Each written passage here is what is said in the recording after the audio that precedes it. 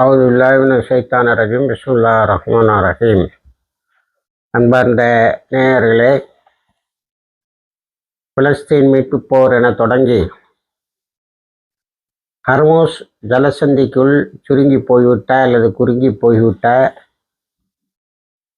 இந்த போரில் அமெரிக்கா எப்படியாவது ஒரு ஃபேக் விக்டரி அல்லது சிம்பாலிக் விக்டரி, ஒரு போலி வெற்றியை தட்டி செல்ல வேண்டும், அல்லது கொஞ்சமாவது விட்டு கொடுத்தா ஒரு சிம்பாலிக்கா நாங்கள் ஜெயிக்கிட்டோம்னு சொல்லிட்டு போயிடலாம்னு இருந்த நிலையை ஈரான் சுத்தமாக ஒன்றுமில்லாமல் ஆக்கிவிட்டது.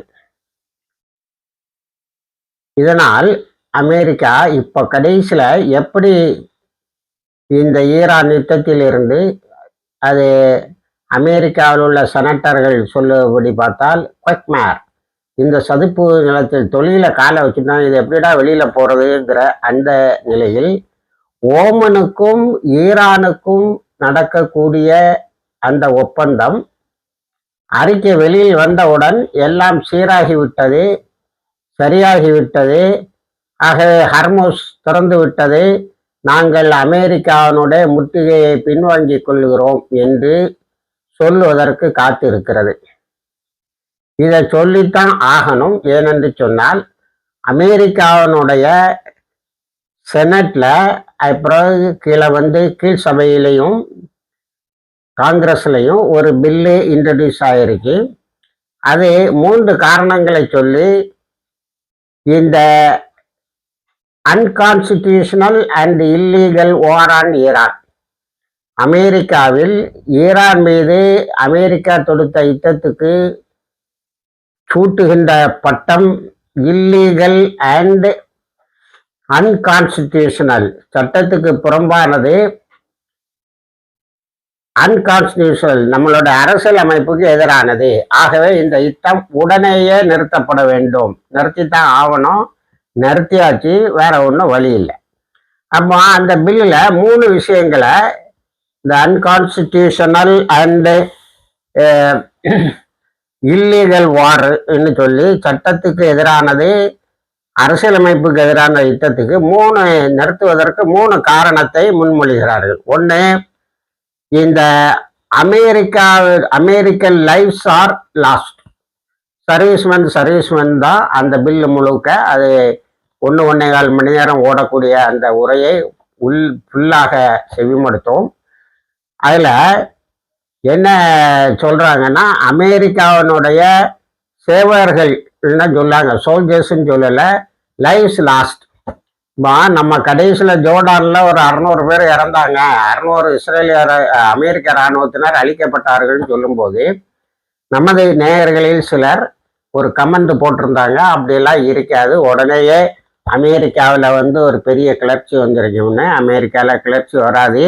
இந்த பில்லை இன்ட்ரடியூஸ் பண்ணும்போது என்ன சொல்லுவாங்கன்னா, ஆப்கானிஸ்தானில் நம்ம இழந்தது என்று சொல்லி அவங்க 24,500 சொல்லாங்க. ஆனால் நம்ம ஆதாரபூர்வமாக அமெரிக்காவோட சோர்சஸ்ல இருந்தே வெளியிட்ட 81,500 பேர் மனநிலை பாதிக்கப்பட்டு இருந்தார்கள். பல லட்சம் பேர் அங்கே பைத்தியம் பிடித்தார்கள் என்று இன்னொரு வரலாறு உண்டு. நம்ம அதை எடுக்கலை. நம்ம இந்த ஆதென்டிக் சோர்ஸ் 81,500 பேர் மனநிலை பாதிக்கப்பட்டவர்களாக வந்தார்கள். கொடுத்த மெடல்லாம் தூக்கி வீசினா lies, war built on lies. அதே மாதிரி தான் இங்கேயும் அமெரிக்கா ஈரான் மீது தொடுத்த யுத்தத்தை பொய் மூட்டைகளின் மேல் கட்டப்பட்டது என்று சொல்லுகிறார்கள். அப்போ அதுல இருந்தே வராங்க. நம்ம ஆப்கானிஸ்தான்ல எவ்வளவு இருந்த $3 ட்ரில்லியன் நம்ம இழந்தோம். அடுத்தால ஈராக்கில் அதுலேயும் பெரிய ஃபெயிலியரு.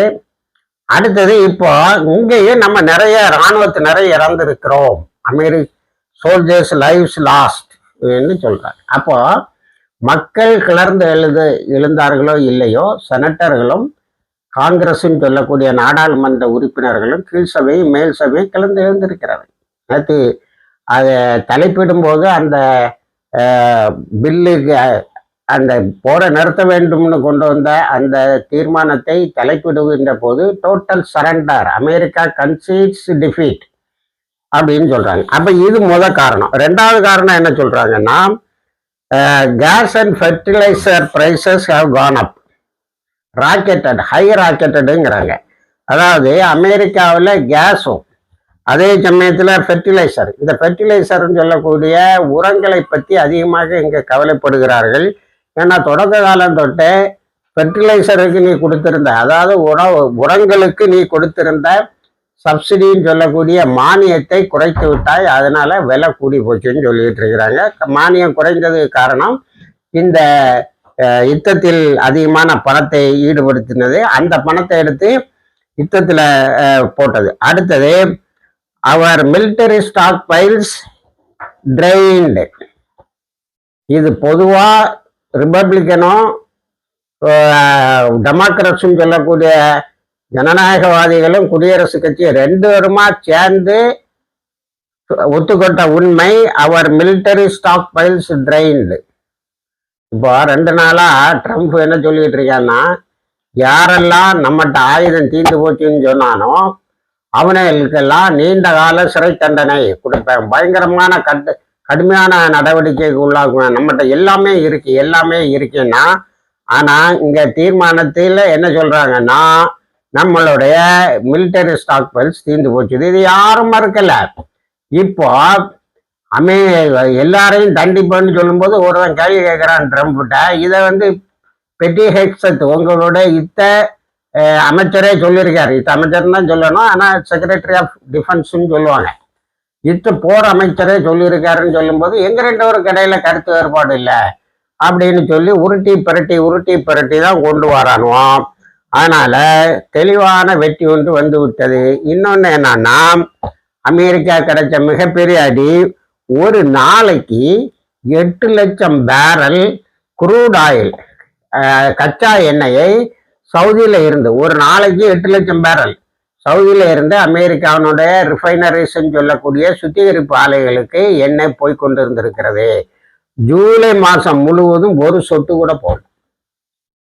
ஹர்மூஸை இவங்க மூடின பிறகு ரெட்ஸில சவுதி கப்பலில் விடமாட்டேன்னு சொன்ன பிறகு பாபுல் மண்டப், அது ரெட்ஸினுடைய என்ட்ரன்ஸ், அதையும் தடுத்த பிறகு ஒரு சொட்டு ஆயில கூட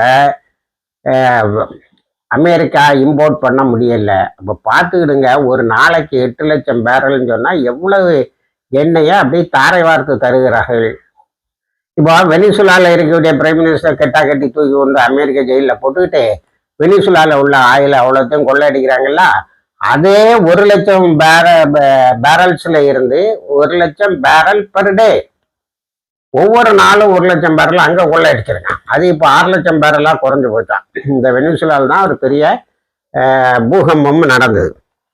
அப்போ அமெரிக்காவினுடைய குரூடு இம்போர்ட்டு ஃபுல்லாக நின்று போச்சு. இதுக்கு இன்னொரு பக்கத்தை பார்த்தா, சவுதியினுடைய அமெரிக்காவினோடு கொடுத்துக்கிட்டு இருந்த 8 லட்சம் பேரல் பெர் டே எண்ணெய் ஏற்றுமதி நின்று போனது. இப்போ பெரிய இந்த இக்கட்டான சூழ்நிலையில தான் வேற வழி இல்லாமல் இந்த பில்லு பாஸ் ஆனாலும் சரி, அல்லது இந்த கொண்டு வந்திருக்க தீர்மானம் பாஸ் ஆனாலும் சரி, அல்லது ஓமனுக்கும் ஈரானுக்கும் இடையில உள்ள அந்த அறிவிப்பு வந்தாலும் நம்ம தப்பிச்சு ஓடிடலாம்ங்கிற இதுல ஒரு பெரிய ஏமாற்றத்துக்கு அது ஆளாகி இருக்கிறது. இனி ஈரானுடைய ஆயில நாங்க விடமாட்டேன்னு பிடிச்சி வச்சிருந்தோம். ஆனா ஈரான் தன்னுடைய நெய்பர்ஸ்ன்னு சொல்றாங்க, அக்கம் பக்கத்துக்காரங்களோட உள்ள ரூட்டுகளை ஓபன் பண்ணி தன்னுடைய எண்ணெயை எக்ஸ்போர்ட் பண்ணிக்கிடுது. அது தேவையான அளவுக்கு எக்ஸ்போர்ட் பண்ணிச்சா என்னன்னு தெரியல, ஏற்றுமதி நடந்ததா என்னன்னு தெரியல, ஆனால் நடந்து கொண்டு இருக்கிறது. இந்த பொருளாண்ட எக்கனாமிக் பிளாக்கேட், அதாவது நீண்ட பொருளாதார தடைகளை சகித்து எப்படி வாழ்வது என்பதை ஈரான் கற்றுக்கொண்டது. அவர்களுக்கு மிகப்பெரியதொரு ஆயுதமாகவே அது பயன்படுகிறது என்று இராணுவ நோக்கர்கள் சொல்லுகிறார்கள். அடுத்தால இன்னைக்கு ரொம்ப அதிகமாக பேசப்படக்கூடிய ஒரு மிக முக்கியமான இடம்னா, கத்தருடைய அல் உதைது ஆரம்பத்துல 12 நாள் யுத்தத்துல அடிச்சாங்க இல்லையா, அதுலதான் உடனே சரண்டர் ஆனான் ட்ரம்ப். அடுத்தால அது இப்போ கம்ப்ளீட்டா எம்டியா இருக்கு, பாலைவனமா மாறி போச்சு. உண்மையான பாலைவனம் தான் அது. பாலைவனத்தில் இவங்க போய் ஒரு சோலைவனத்தை உருவாக்கி அங்கே ஒரு பேரடைஸ், ஒரு சொர்க்கத்தை உருவாக்கி வைத்திருந்தார்கள். அது அவுட்டு, அது அழிஞ்சு போச்சுது. அடுத்தது relocation of Gulf US forces, அதாவது கல்ஃப் கண்ட்ரிஸில் இருந்த வளைகுடா நாடுகளில் இருந்த அமெரிக்காவினுடைய படைகள் பாதுகாப்பான இடங்களுக்கு மாற்றப்படுகிறதா. எது பாதுகாப்பான இடம் அதையே டிஃபெண்ட் பண்றாங்க. ஈரானுடைய ஏவுகணைக்கு எட்டாவது, அப்ப எப்படி திரும்ப அமெரிக்காக்கே கொண்டு வந்தாங்க. அதுதான். அப்ப இராணுவ நோக்கர்கள் இந்த யுத்தத்தை துல்லியமாக கவனிக்கக்கூடியவர்கள் பலர் அல் ஜசீரால ரொம்ப நேர்த்தியாக ஒரு மணி நேரத்துக்கு ஒரு கட்டுரை போட்டுக்கிட்டு இருக்காங்க. ஃபாலோ பண்ணதே கஷ்டமா இருக்கு. அப்ப அவங்க என்ன சொல்றாங்கன்னா, யூஎஸ் போர்சஸுக்கு எந்த பாதுகாப்பும் இல்லை என்பது உறுதி செய்யப்பட்டு விட்டது, அதனால அங்க இருந்து எல்லாம் போயிட்டது. இது ஈரானுடைய வார் அப்ஜெக்டிவ்ஸ் சொல்லக்கூடிய யுத்த இலட்சியங்களில் ஒன்று. எங்க வளைகுடா நாடுகளில் இருந்து அமெரிக்காவினுடைய தளங்களை அகற்றி விடுவது. இதுல ஈரான் 2 ஸ்ட்ராட்டஜியை ஃபாலோ பண்ணிச்சு. ஒன்னு, அமெரிக்க தளங்களை துல்லியமாக தாக்குறது, ப்ரிசிஷன் அட்டாக். இதுவரைக்கும் அங்க உள்ள சிவிலியன்ஸ் 1-2 பேர் காயம்பட்டாங்கன்னு வந்ததை தவிர தவறி விழுந்துட்டு அதனால செத்து போயிட்டாங்க அப்படி ஒன்றும் இல்லை. ஆரம்ப காலத்துல இஸ்ரேல் இடையில கொஞ்சம் சிவிலியன் ஏரியாவை தாக்கிட்டு இது ஈரானோடைய தாக்குதல் விளைவுன்னு சொன்னாங்க. அது உடனே எக்ஸ்போஸ் ஆயிட்டு இப்பெல்லாம் சேட்டலைட் இமேஜ் இருந்து இவங்க தப்பிக்கவே முடியாது, பொய்ய சொல்ல முடியாது. அப்போ இந்த ப்ரிசிஷன் அட்டாக்ல பர்சனல் இப்பதான் முதலா அவங்க 18க்கு மேல இழப்ப சொல்றாங்க. நம்ம கணக்குல ஆயிரக்கணக்கான விருப்பைக்கு வந்துட்டு 50,000 ஒரு இன்டர்வியூல தெளிவா கேட்கிறான். 10s of thousandsங்கிறான். அப்ப என்னாச்சு, லட்சக்கணக்கில் படைகள் இருக்கிறாங்களேன்னு இதையெல்லாம் தெரியாம போய் சண்டை போட்டியா. ஜோர்டான்ல இருந்த பேஸ்ல நம்ம 600 பேரை சொல்லிட்டு இருக்கோம், அங்க இருந்தது 50,000 பேர். வெறும் கறிக்கு ஒரு கறிக்கட்டை துண்டு மாதிரி கிடக்கு அந்த இடம். அப்போ இந்த லாஸ் எல்லாம் பெரிய அளவில் அமெரிக்காவை பாதித்து இருக்கிறது. அதனால் அங்கிருந்து எல்லா தளங்களும் மாற்றப்படுகிறது. எங்க? பாதுகாப்பான இடங்களுக்கு. எது பாதுகாப்பான இடம்? சரி, அமெரிக்கா ஈரானோட மிசில்கள் தாக்காத இடம். அமெரிக்காவோட ஈரானோட மிசில்கள் தாக்காத இடம் இப்ப எதுவும் இல்லை. அடுத்தது, இப்போ இந்த ரீலொகேஷனுக்கு பிறகு பென்குரியன் ஏர்போர்ட்ல கொண்டு வந்து ஃபைட்டர் ஃபியூவல் ரீஃபியூவலிங் ஃபைட்டர் ஜெட்ஸை வச்சிருந்தான் பாரு, அது அவ்வளோத்தையும் வெக்கேட் பண்ணிட்டாங்க. நேற்று இஸ்ரேலி மீடியா என்ன சொல்லுதுன்னா, நாங்க தான் வெக்கேட் பண்ண சொன்னோம்னு.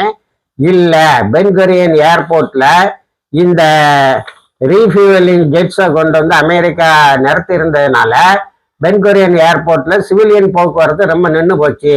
அதனால முதல்ல இதையெல்லாம் வெக்கேட் பண்ணுங்க நாங்க சொன்னோம்னு இஸ்ரேல் சொல்லுது.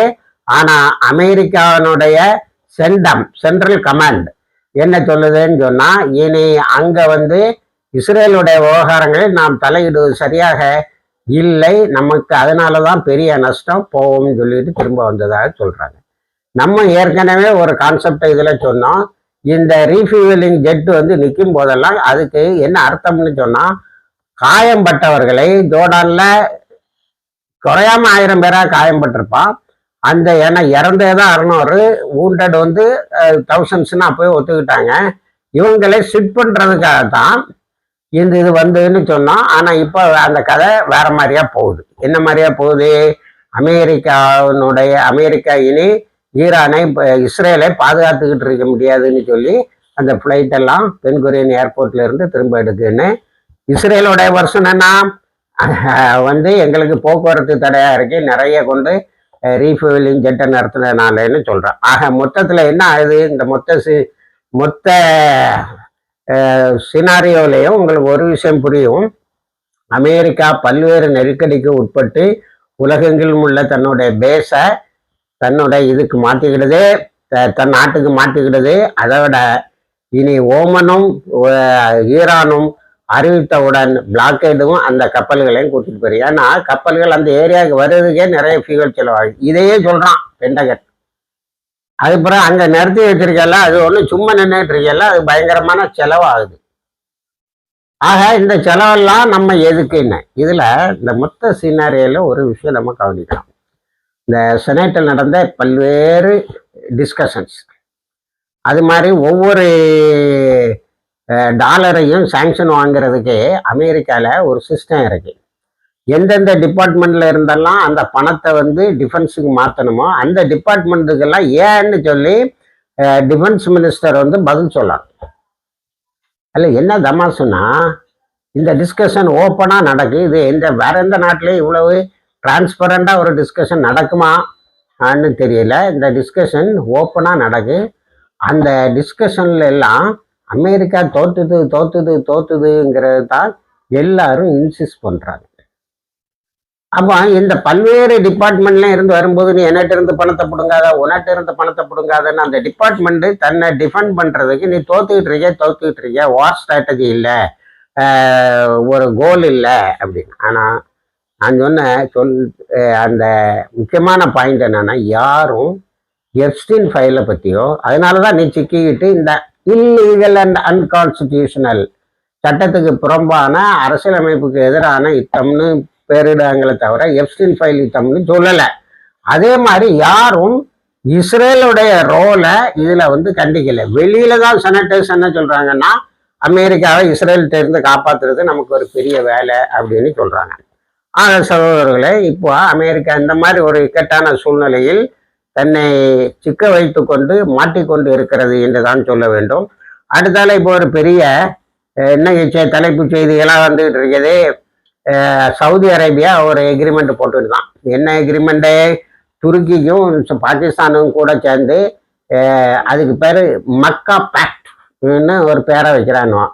மக்கால வச்சு அதுக்கு ஆக்சுவல் பேர் மக்கா ஜாயிண்ட் டிஃபென்ஸ் எக்ரிமெண்ட். ஏன்னா மக்கால நீங்கள் இருக்கிறதுக்கு உங்களுக்கு தகுதி இல்லைங்கிற லெவலுக்கு நீங்கள் போயிட்டியோ, உங்களுடைய ஆட்சி முறையில் இருந்து நீங்கள் செய்யக்கூடிய இஸ்லாமிய துரோகங்களில் இருந்து எல்லாத்தையும் பார்க்கும்போது, இப்போ பாகிஸ்தானும் துருக்கியும் இவங்களும் ஒரு ஆளை தாக்கினால் அது இன்னொரு ஆளை தாக்குவது போல. எவன்டா துருக்கிட்ட ஆயுதம் இருக்கு, ஒரு மண்ணாங்கட்டிக்கும் புண்ணியப்படலை. அடுத்தது பாகிஸ்தான் வந்து ஒன்னாட்ட பிச்சை எடுக்கிற நாடு. சவுதி அரேபியாவிடம் பிச்சை எடுக்கிற நாடு. அந்த பிச்சையில பாதியை பாகிஸ்தான்ல இருக்க ஆட்சியாளர்கள் கொள்ளையடித்து விடுவார்கள். அதுக்கு பிறகு ஜெயிலில் இருப்பான். ஜெயிலுக்கு போகாத பாகிஸ்தான் பிரைம் மினிஸ்டரே கிடையாதுங்கிற அளவுக்கு அங்கே இந்த இதில் வச்சுட்டு ஒன்றும் நீ புண்ணியப்படாது. அப்போ அமெரிக்கா என்னாச்சு? இப்போ அதான் எல்லாரும் கேட்குறாங்க. இவ்வளோ நாளும் என்ன இந்த ட்ரம்ப் பதவி ஏற்ற உடனே ஒரு வருஷத்துக்கு முன்னாடி நீ $5 ட்ரில்லியன் கொடுத்தியலடா, $5 ட்ரில்லியன் கொடுத்தியல, அந்த பாதுகாப்பு என்னாச்சு? இப்போ அங்கே இருந்த எல்லாம் நீயே கலத்திட்டு போன்னு சொல்லக்கூடிய அளவுக்கு ஆயிட்டு இப்போ அவன் தன்னால முடியாதுன்னு சொல்லிட்டு கலத்திட்டு போயிட்டான். பாதுகாப்பை விலை கொடுத்து வாங்க முடியாது. நீங்க இந்த பேப்பர் எக்ரிமெண்ட் இறக்கி பாரு. இதுக்கு முன்னாடி ஒன்று போட்டியில்லை, ஒரு 10 நாளைக்கு முன்னாடி 14 நாடுகளை கொண்ட ஒரு நேட்டோவை உருவாக்கிட்டோம். அது ஹர்மூஸை திறந்துடும்னு அமெரிக்காவாலேயும் முடியல, அவன் அப்பனாலேயும் முடியல, ஒன்னாலேயும் முடியல. அது என்னாச்சு? அடுத்தால அப்ரஹாம் அக்காடுன்னு சொல்லி இஸ்ரேலுக்கு கூட ஒப்பந்தம் போட்டுக்கிட்டு இருந்தேல, அதுக்கு இதுக்கும் சம்பந்தம் உண்டான்னு கேள்வி கேட்டால் சவுதி அரேபியாவில் இருந்து எந்த பதிலும் இல்லை. இதில் நமக்கு வேதனை என்னன்னா, அமெரிக்காவுக்கு ட்ரில்லியன் டாலரை அள்ளி கொடுக்குறவனும் இந்த பக்கத்தில் காசாவில் பட்டினி கிடக்க மக்களுக்கு ஒரு 2 ரொட்டி துண்டை கூட அனுப்புனது கிடையாது. இவனு எப்போ பேசினாலும் அமெரிக்கா பற்றி பேசும்போதும் இஸ்ரேலிடம் ஆயுதம் வாங்கிச்ச ஒரு 5 நாளைக்கு முன்னாடி UAE $1.3 பில்லியன் 10 பைசாவை இந்த காசாவுக்காக செலவழிக்கலை. இவனெல்லாம் சேர்ந்து எக்ரிமெண்ட் போட்டால் அது எப்படி நிற்கும்? அதான் ஈரான் வெளியுறவுத்துறை அமைச்சர் சொன்னா, உன் சொந்த காலில் நிற்க பாருடா. எங்கேயோ இருக்க பாகிஸ்தானும் கூடயும் துருக்கி கூடயும் எக்ரிமெண்ட் போட்டு நீ வாழ முடியாது. அதனால நம்மளுடைய கால்களில், அப்படிதான் சொல்லாரு, உன்னுடைய காலுன்னு சொல்ல விட நம்முடைய கால்களில் இப்போ வளைகுடா நாடுகள்லாம் ஒரு எக்ரிமெண்ட்டுக்கு வருவோம்னு. இதை ஒன்று வெஸ்டர்ன் மீடியா எப்படி தெரியுமா இந்த ஒப்பந்தத்துக்கு பேர் வைக்கி, 3 சுன்னி நாடுகள், சுன்னி செக்யூரிட்டி எக்ரிமெண்ட். அது டக்குன்னு அந்த ஷியாவை பிரிச்சு கேட்டேன். அந்த ஒரு 3 வருஷமா எனக்கு தெரிஞ்சு இந்த வேற்றுமை பெரிய அளவில், எப்போ ஷியாக்கள் சுன்னிகளுக்காக தங்களுடைய உயிரை தர தொடங்கி விட்டார்களோ ஹசன் நஸ்ரல்லாவுடைய காலத்தில் இருந்து, அப்போவே இந்த வேற்றுமை மண்மூடி போய்விட்டது. இனிமே நீங்க இந்த எக்ரிமெண்ட்டுகளா இப்படி பேரு அப்படி பேருன்னு வச்சு எந்த புண்ணியமும் படாது. இப்போ ட்ரம்ப் சவுதிட்ட நீ யுரேனியத்தை என்ரிச் பண்ணிக்கோ, நீ யுரேனியம் இது அணு ஆயுதத்தை தயாரிக்க உனக்கு இதுதாரன்னு அதை அவன் என்ன செய்வான், நீ பயன்படுத்த முடியாது. அவன் லாக்கப்பில் வச்சுட்டு அவனுக்கு தேவைப்படும் போது அவன் எடுத்து மற்ற முஸ்லீம் நாடுகளுக்கு எதிராக பயன்படுத்துறதுக்கு உபயோகப்படும். அல்லது அதை இஸ்ரேல் எதிர்த்தான், இஸ்ரேல் எந்த முஸ்லீம் நாடுகளில் இருக்கிறத விரும்ப மாட்டான். அவன் என்ன செய்வான்னா அதை தாக்கி தகர்ப்பான். பாகிஸ்தானில் த ஒன்லி கண்ட்ரி வித் இஸ்லாமிய கண்ட்ரி வித் நியூக்ளியர் பாம்புன்னு சொல்கிறாங்க. இப்போ இந்த எக்ரிமெண்ட்டில் அதை அடிக்கடி பெருசாக பேசுகிறானோ. இதை அழிக்கிறதுக்கு மொரார்ஜி தேசாய் காலத்தில் எனக்கு இந்தியாவில் உள்ள பேஸை கொடுங்க, நான் இந்த பிளான்ட்டை அழிச்சிட்டு வந்துடுறேன்னு சொன்னால், மொரார்ஜி தேசாய் இந்த வேலையை இங்கே வச்சுக்காத அப்படின்னு சொன்னதுனால மொரார்ஜி தேசாய்க்கு பாகிஸ்தானோட ஹையஸ்ட் அவார்டை பின்னாடி கொடுத்தாங்க. அதனால் அவன் குறி வச்சுட்டு தான் இருப்பான். அவனுக்கு இதெல்லாம் ஒன்றும் புண்ணியப்படாது என்பதுதான் இதில் முக்கியம். சிரியாவில் ஒரு 20 இடத்துல உள்ள போயிருக்கான். லெபனானில் நல்ல அடி வாங்கிட்டு கலண்டியாங்கிற இடத்துல இருந்து இஸ்ரேலிய இராணுவம் வெளியேறி இருக்கிறது. கொஞ்சம் கொஞ்சமாக அது வெளியேறி வருகிறது. இப்படி இந்த அமெரிக்காவினுடைய சண்டித்தனம் பெரிய அளவில் ஒரு முடிவுக்கு வந்திருக்கிறது. இந்த செனட்டர்ஸ் அந்த பில்லில் தெளிவாக சொல்கிறாங்க, richest country, the most powerful கண்ட்ரிங்கிற ரெண்டும் போயிட்டு நம்மளுடைய ஒரே ஆயுதம் bombing, superior power in bombing other countries, அதுவும் இல்லாமல் போய்விட்டது. ஆகவே ஒழுங்காக இந்த யுத்தத்திலிருந்து வெளியே வந்து we will take care of our own nation, நம்மளுடைய நாட்டு நலனை பற்றி நாம் கவலைப்படுவோம். இஸ்ரேல் ஃபர்ஸ்ட்டுங்கிறத விட்டுருவோம், அமெரிக்கா ஃபர்ஸ்ட்டுங்கிறத கொண்டு வருவோம் என்று பேசியிருக்கிறார்கள். இணைந்திருங்கள், தகவல்களை தருகிறோம். வாய்கர் தவானா அல்ஹம்துலில்லாஹி ரப்பில் ஆலமீன்.